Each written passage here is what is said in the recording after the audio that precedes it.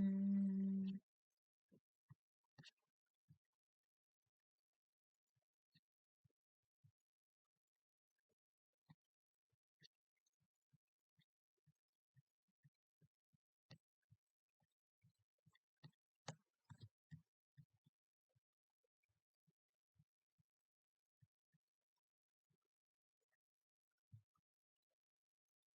bueno, no me los pone.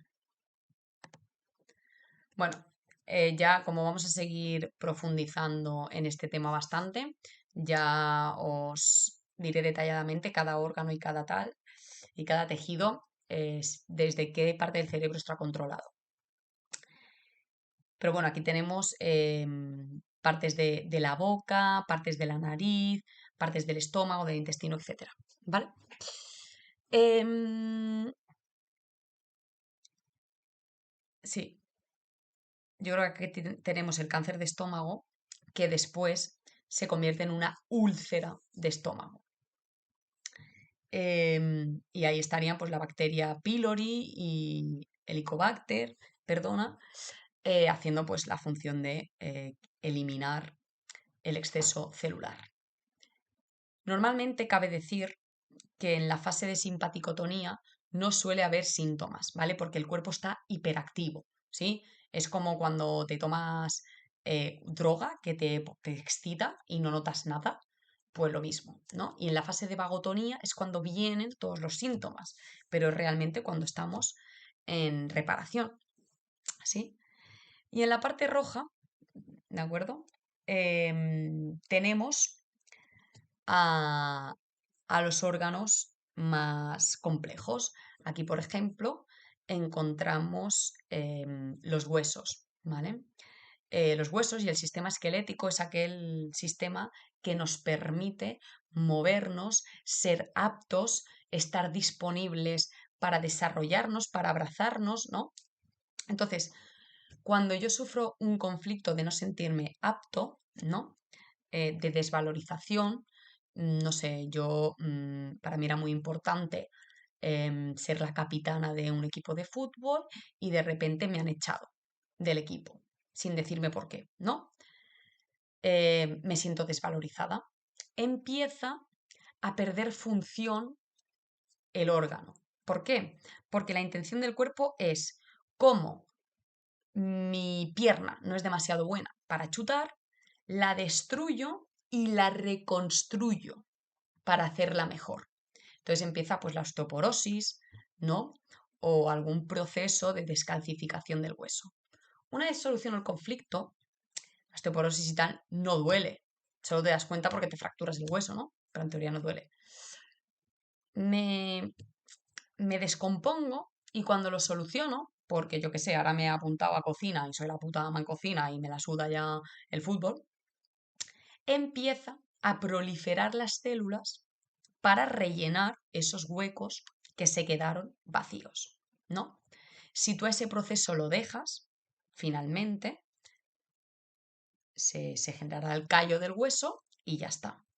De hecho, los que hacen histología de células no pueden diferenciar unas células. Cuando tú te haces una fractura porque te has roto la pierna y crecen nuevas células, sale igual en la biopsia esas que las de un supuesto cáncer de huesos, porque es lo mismo, es regenerar el hueso, ¿vale? Y al final acaba pues en una calcificación, en un callo, en una cicatrización escamosa. Lo guay de todo esto es que Hammer se dio cuenta que el sitio donde estaba el tumor, en la parte del órgano, en la parte del cerebro correspondiente al control de ese órgano, aparecían como unos círculos concéntricos que él llamó Hammer. Ay, vale. Ay, a ver si lo podemos ver. No lo podemos ver porque... A ver. Es que esto de la tecnología es un tema, ¿eh? Ah, mira, ¿puedo así? No. Ah, puedo así. Guay. Ay. Esto es un foco de Hammer, ¿vale? Bueno. No. Hago la foto. Esto es un foco de Hammer, ¿vale? ¿Veis que aquí en esta parte del cerebro hay como unas líneas concéntricas? En la fase activa, ¿vale?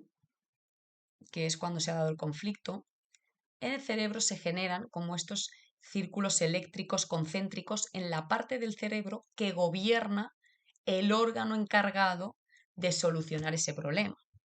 Si tenemos miedo a la muerte, el pulmón. Si siento que hay algo que no puedo digerir, hay una situación que no puedo desmenuzar, el estómago. Si siento que no puedo absorber la comida, que no puedo nutrirme de la vida, el intestino. Si siento que he perdido en ese conflicto todas mis reservas de dinero o de comida o para poder sobrevivir, el hígado, que es donde se reserva el azúcar. ¿Sí? Pues primero se generan estos circuitos concéntricos. Una vez se ha dado la solución, ¿sí? Eso ya nunca más es útil y se empieza a llenar desde fuera hacia adentro de líquido, ¿vale? Porque está procediendo a la reparación. Hasta que al final, ¿sí? Se llena de líquido. Y esto se conoce como edema cerebral, ¿vale? En toda la fase primera de reparación, que es la PCLA, se le llama, post-conflictiólisis A, después de la solución del conflicto que estaría aquí, se va llenando. Cuanto más haya durado el conflicto, más durarán las fases de reparación, son equivalentes. Durante todo ese proceso se va llenando de líquido esa zona y se convierte en un edema cerebral, ¿vale? Por eso a veces el diagnóstico te dice que es edema cerebral y a veces te dice que es tumor y a veces te dice que no es nada, mientras tú tienes un tumor en el órgano, ¿no? Porque no se dan cuenta que son diferentes etapas del mismo proceso. Entonces, por ejemplo, en el TAC, aquí podemos ver el cerebro de una misma persona, los círculos concéntricos, es decir, un conflicto en activo, y aquí tiene ya relleno de líquido un conflicto en solución. ¿Vale?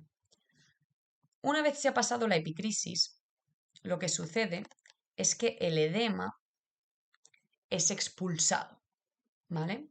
Y entonces ahí puede haber un derrame cerebral, ¿vale? En los casos más graves, o simplemente va saliendo el líquido y se va perdiendo por la orina. A la vez que se rompe el edema en el foco de Hammer del cerebro, pasa lo mismo en el foco del órgano, ¿vale? El órgano también le pasa lo mismo.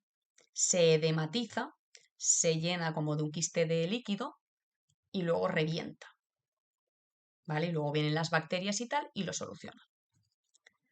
En el cerebro lo que sucede es que cuando se rompe, ¿vale? El quiste,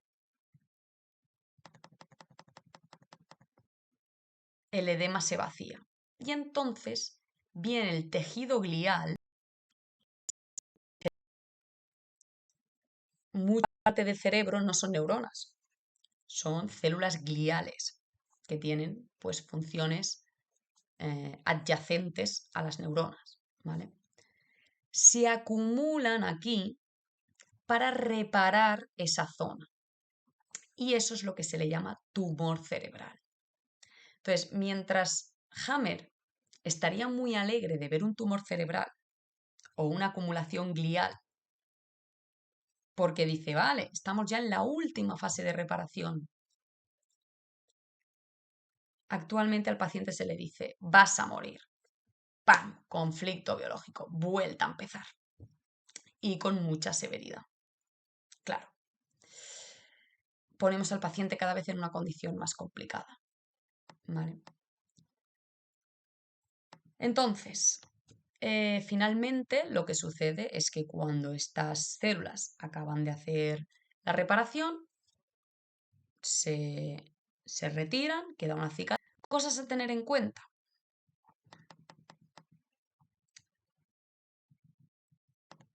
Los síntomas suelen darse en las fases de reparación, casi siempre. Cansancio, inflamación, en el caso de algunos tejidos úlceras o cavernas, en el caso de otros tejidos, tumoración. Se pueden dar descensos de glucosa, se pueden dar mareos, se pueden dar presiones. Se dice que en la fase de conflictiólisis A se puede sentir presión en la cabeza, una presión como pausada. Y que en la PCLB, en la siguiente, es una presión como punzante, como de pinchazos. ¿Sí? Hay gente que no tiene síntomas en la cabeza, también puede ser. Cuanto más grande sea el conflicto, más grande será el foco de Hammer. Cuanto más largo sea la fase de conflicto, más larga será la fase de reparación. Y bueno, pues en base a esto, Hammer le hacía tags a sus pacientes, tags sin contraste, porque el contraste resalta demasiado estas zonas de los focos de Hammer y pueden exagerar lo que realmente está sucediendo. Y a partir de ahí, pues él diseña una terapéutica y él redacta todos sus casos, ¿vale? Que eso es algo que para mí es muy interesante. En próximos vídeos haremos lectura de los casos, porque son una verdadera barbaridad. Lo que él expone de su experiencia clínica es sencillamente increíble, pero increíble de que te lo lees y dices, no puede ser verdad. No puede ser verdad, o sea, esto es como asumir que nos estamos tirando piedras en nuestro tejado, no puede ser real lo que dice este señor. Pero sí. Y hablaremos también del tema de la metástasis, que una vez visto